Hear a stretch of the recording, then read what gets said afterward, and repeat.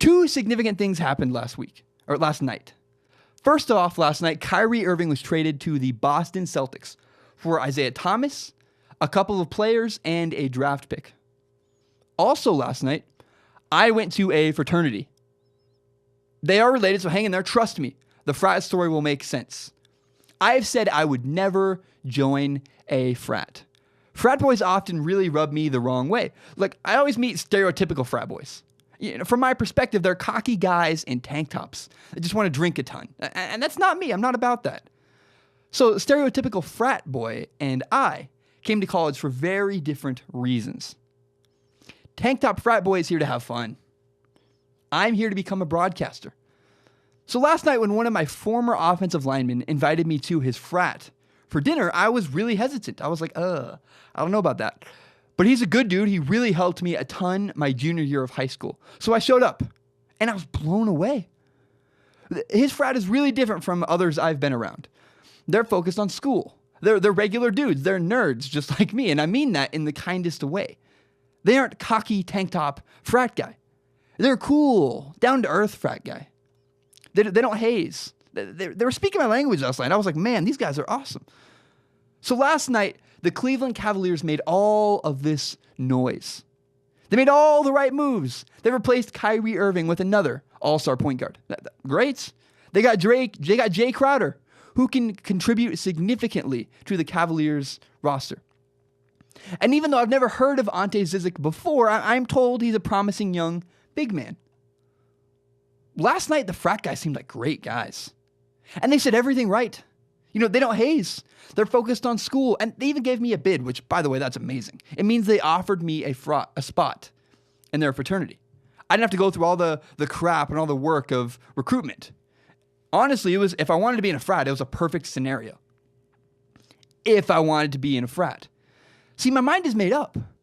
I'm here at WSU to make podcasts and get a news broadcasting degree. I'm here to focus. I don't want any distractions. I'm a man on a mission, and I already love my plan. My plan works.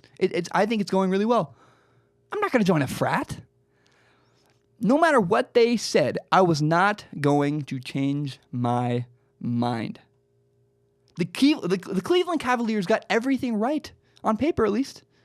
They got LeBron James, a player, to replace Kyrie Irving. They also got some guys who can help contribute next year. They were saying all the right things, kind of like those frat guys.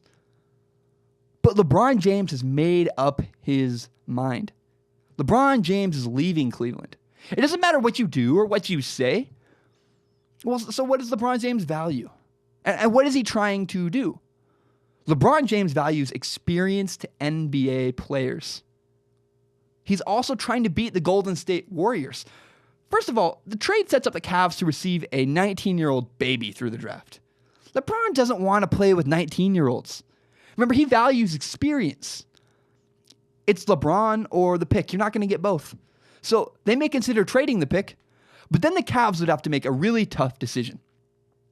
Do we go with LeBron James and invest in our Do we go with LeBron James?